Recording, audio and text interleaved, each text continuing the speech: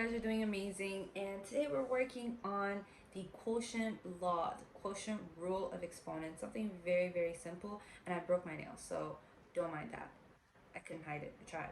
Anyways, I hope you guys are enjoying the videos that I'm putting out there. If you are, don't forget to hit the like button and subscribe and comment what your thoughts are. So moving forward, there's going to be no professionalism in this channel because I can't do that. I can't do that for too long. Like I tried. If you don't know what I'm talking about, you guys can watch my previous videos from like the beginning and you will know exactly what I'm talking about. I cannot be that professional. It's hard. And I realized like you guys are high school students. You guys don't really care if I'm professional or not. You just want to be taught. Anyways, let's get right into it. So if you haven't already, I would suggest to go and watch my introduction to exponents video, whereby you would be able to understand that b is the base and n is the exponent itself. So when we're talking about the quotient rule, we are talking about division technically. So if in this case you're seeing the exponent here, b to the power of n divided by b to the power of m, as long as the base is the exact same, in which case here it's both b, all you have to do is just subtract the exponents, which is n minus m in this case. Similarly, if you see the division in this form, then you know it's the exact same thing. As long as the base is the exact same, all you have to do is just subtract n minus m. So let's take a look at a couple examples that I have prepared. Okay, so we are starting with a very small and an easy example where we have 7 to the power 4 divided by 7 to the power 3. So like I said, the very first step is to take a look at the base, in which case it's 7 here. And then if it is the exact same base for both, then we can go ahead and subtract 4 minus 3. So let's go ahead and do that.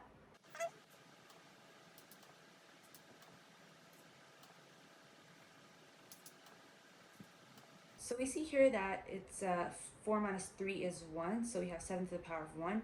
You don't have to write 7 to the power of 1. You can just leave it at 7 because any number to the power of 1 is a number itself.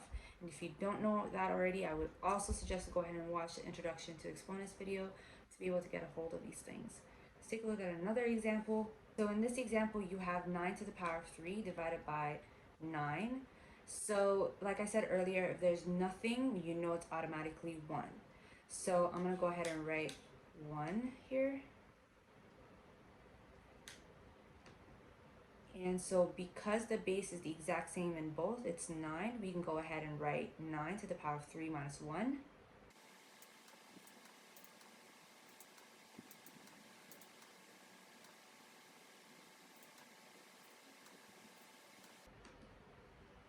Okay, so in this case we have 9 to the power of 3 minus 1, which is technically 9 to the power of 2.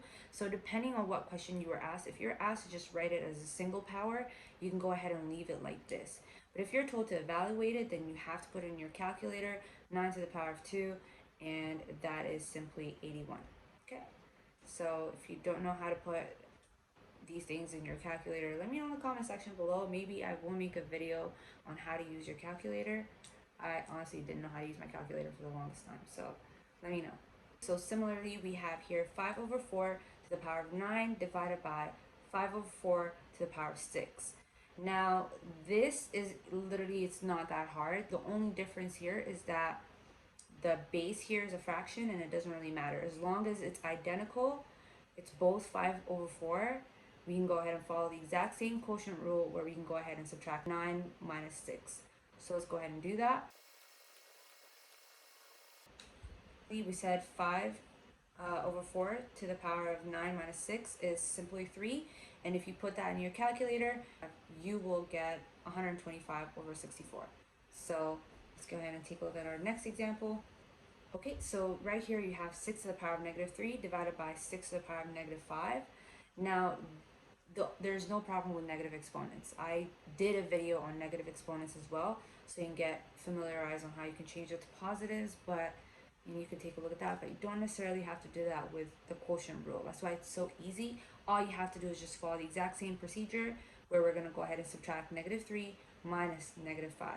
Now let's take a look at how we're going to do that.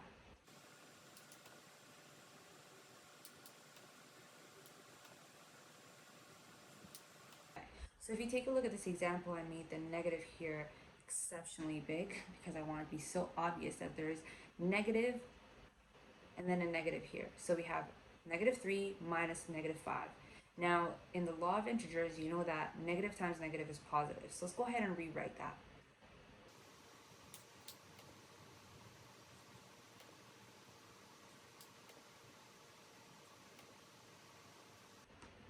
So -3 plus 5 is the same thing as 5 minus 3 if you rearrange it. So simply 6 to the power of 2. That equals to 36. Okay. Okay, and how about in this example? We have 3 to the power of -2 divided by 9 to the power of -1. What do you do? I know, a tough one, right? You really can't do anything because, I mean, considering the quotient rule, you really can't do anything because it is, the base is 3 here and then the base is 9 here. So, and then the quotient rule requires you to have the exact same base in order for you to do the rule. So, you can't do anything to this, you leave it. Unless you want to be a little smarty, you can change the 9 here into a different form, which will look like 3 to the power of -2 divided by 9 is the same thing as writing 3 to the power of 2, and then because there's a -1 here, times -1, which would be 3 to the power of -2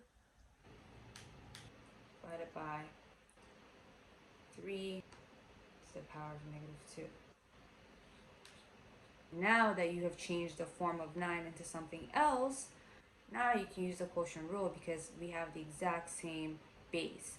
In which case we're going to follow the same rule, which is 3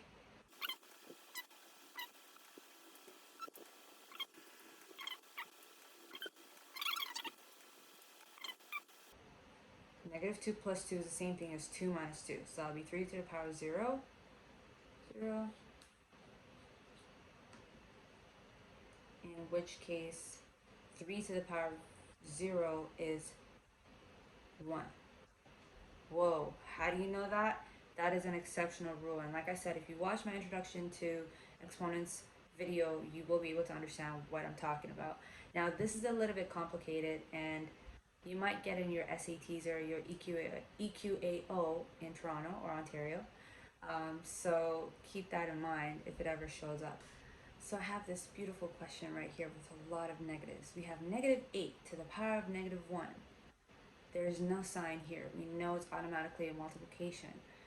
And then we have to -8 to the power of -5 divided by -8 to the power of -2 and then again to the power of 3. So we have three major things that are going on here. We have multiplication, we have division, and then we have a power of a power. Now this video is just teaching you about the quotient rule, which is just about division, but I do have a video on multiplication and the power of a power rule of exponents, which is the product rule, and the power of a power rule of exponents. And you can take a look at that, the other video, to understand that. But we will still do this in this video to see if honestly if you get it. If not, it's just a good practice for you. So as always, the very first thing that you want to do is take a look at the base of the exponent, in which case it's -8 for all, so we can move forward with our next step. The very first thing that we're going to do is the product, which is the multiplication. Like I said, if there's nothing between two numbers, we automatically know it is a multiplication. So just keep that in mind. So the product rule tells you that you add the exponents, whereas in the quotient rule it tells you to subtract. So let's go ahead and add the exponents. And simultaneously, the power of a power rule tells you that you multiply. If there's one power and then there's another power, you just simply multiply those two. So let's go ahead and do that step first. So we have -8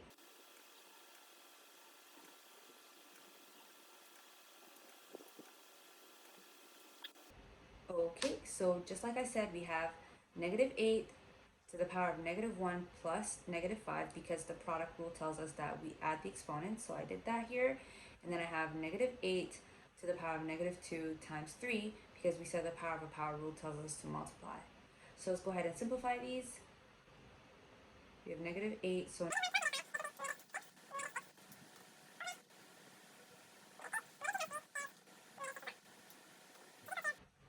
now it's been simplified. We have just the division part, which is negative 8 to the power of negative 6, and then we have negative 8 to the power of negative 6.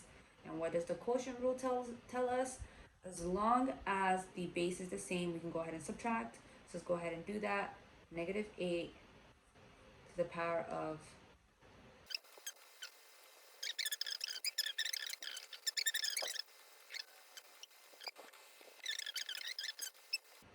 and we said earlier that any number to the power of 0 is simply 1.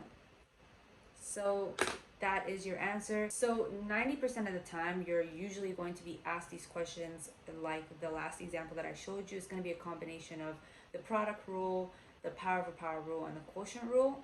So I suggest you practice these kinds of questions mostly because they're not really going to ask you to do a product rule by itself or a quotient rule by itself. Anyways, you get the point. If you guys have any questions pertaining to this, you know you can reach out to me anytime, either on Instagram or on my email, and all of that information is found in the description box down below. So shout out to you guys for watching this video. I'll see you guys next time.